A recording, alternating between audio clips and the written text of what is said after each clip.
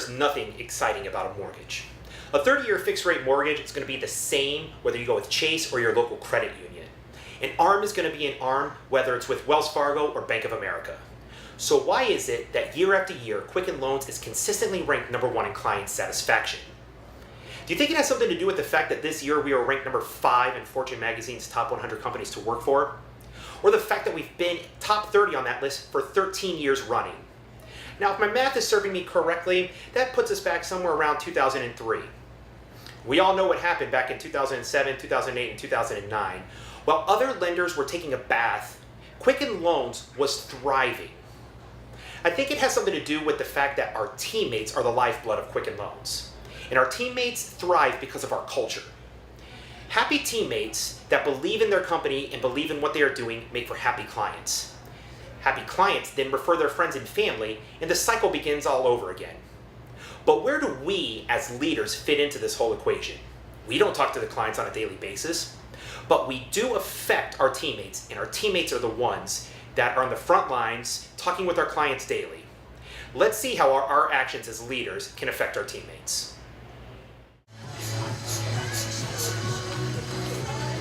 Hey Jeremiah, I have a question. I'm busy.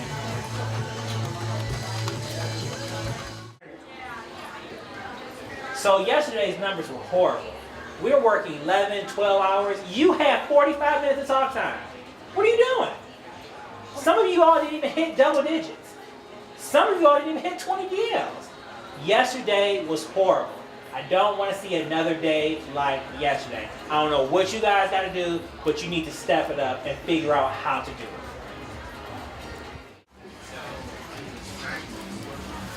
Hey Brittany, I'm really struggling today. Why don't you go ask Jeremiah? I don't know, seems like he's in a bad mood today. Alright, so I remember being a leader 2 to 3 months in, and earlier that day it was just a lot going on, a lot coming through my emails, and so I probably wasn't really feeling that day. And so my face, later on you'll find out, apparently said a lot that I didn't even realize. So I noticed I was getting a lot of emails that day, team members weren't really coming to my desk, and I was thinking about like, hey, that's kind of strange, but I kind of just, didn't think about it. And so later on that day, one of my team members came to me and a peer of mine and said, hey, you know what, Josh, this is the first time Jeremiah has smiled all day. And I had no idea that I was not smiling.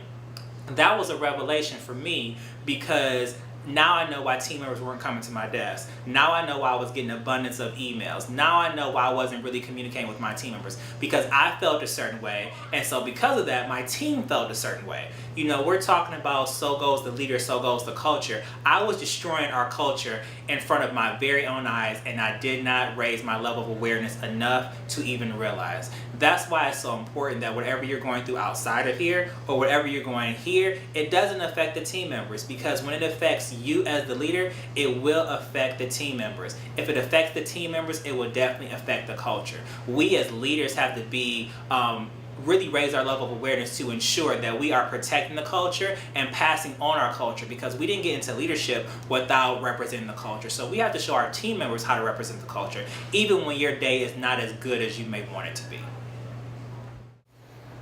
So as Jeremiah demonstrated, our teammates pick up more than we realize.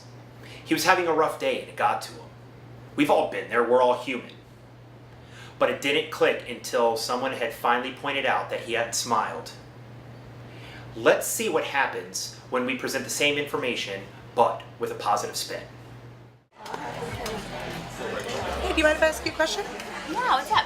Hey, I have this loan and I want to know why the funds to close changed. Okay, absolutely. What's the loan number? All right, let's take a look here. All right, perfect. Wonderful. So on this one, if you take a look here, it shows that the first payment date is November 1st, right? So with that being said, I have the payoff right here too, and it shows next payment date of September, right? So basically what that's showing, that it's skipping how many months? What? It's showing that they're skipping 2 payments. The next payment's due in September, and then they'd be skipping the October payment. So AMP automatically pushes out the first payment date at the end of each month, right? So what we can do is you can actually just go back and change it, the first payment date, through the screen here. And we'll change it back to 10. Let's go ahead and check the funds to close. It's back where we needed it, right? Yeah, perfect. Wonderful. All right, awesome. Thank you, Lauren. You're welcome.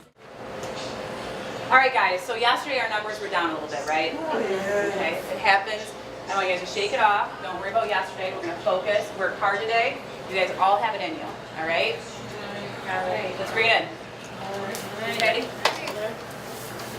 Okay. Are you guys ready? Yeah. Are we ready? 1, 2, 3. T-E-A-L-T-A-T-E. Listen up. Who are we? Team Page! I said, who are we? Team Page! I can't hear you. T-E-A-L-P-A-G-E! What's Team Page gonna do today? Get it! What? Get it! What?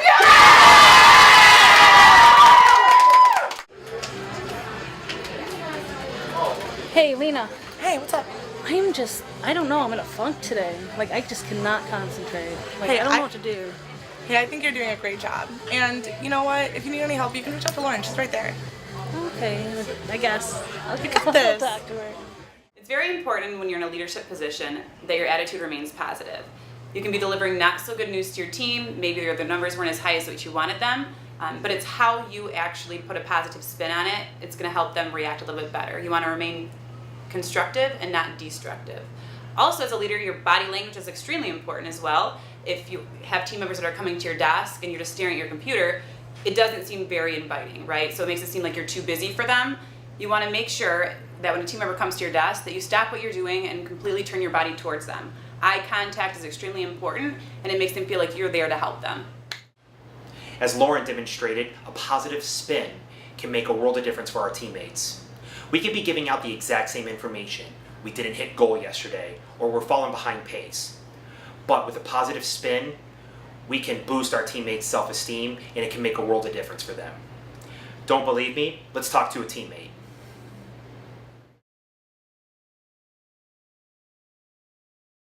To me, Quicken Loans is culture. It's kind of like Quicken Loans and culture is like a synonym. It's almost kind of like the same word.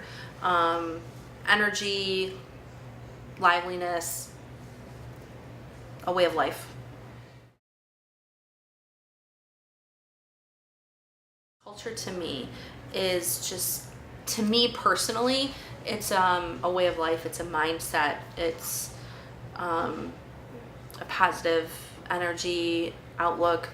You know, being that person that's going to be a positive force for the team, constantly doing the right thing. Here at Quicken, living the isms, and always doing the right thing.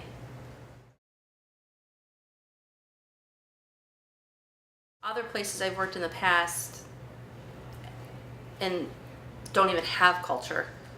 There's places I've worked that maybe have tried or attempted to have a culture, and then there's places I've worked for where it's not even in the forefront of their mind, where they just don't have a culture to begin with.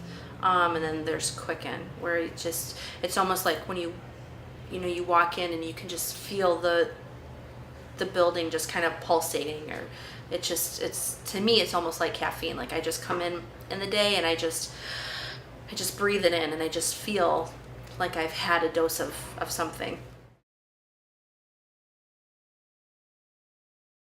I think that with Quicken's culture, it's really very well-rounded, where it's client-based both internally and externally, where they focus on us and our clients that we service.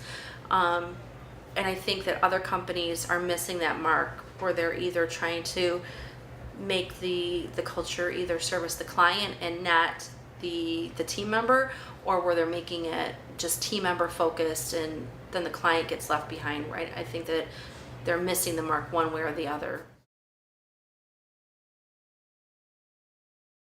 For me, it's huge. As a leader, for me, having been a leader for other companies in the past, it's very much of setting the example.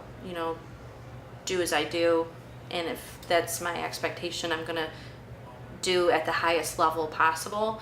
And I think it's, again, goes back to living the culture of the company, which is founded on the isms, doing the right thing and constantly setting that bar high, and having that energy and just living the culture itself. Huge. I think if if the leader isn't living the culture or embodying the culture of Quicken, if they aren't living that, if they're kind of down or their energy level isn't where it needs to be, a team is going to pick up on that. I think a team is very intuitive, and they're going to start to wonder, what's going on? Is it me personally? And if you don't know where you stand as a team member with your leader, you start to really self-doubt. Is it me personally? Is it the team? Is there something wrong with our team as a whole, or our whatever the case may be? And as team members, they don't ever want to question or wonder where they stand. And there you have it, straight from a teammate. The actions of a leader can make all the difference in the world for them. They pick up what we put out. Where did we as leaders learn our culture? We didn't just stumble upon it. We learned it from our leaders and our directors. And it's now going to be our responsibility to make sure that we pass that culture along to our teammates, the next generation of leadership here at Quicken Loans.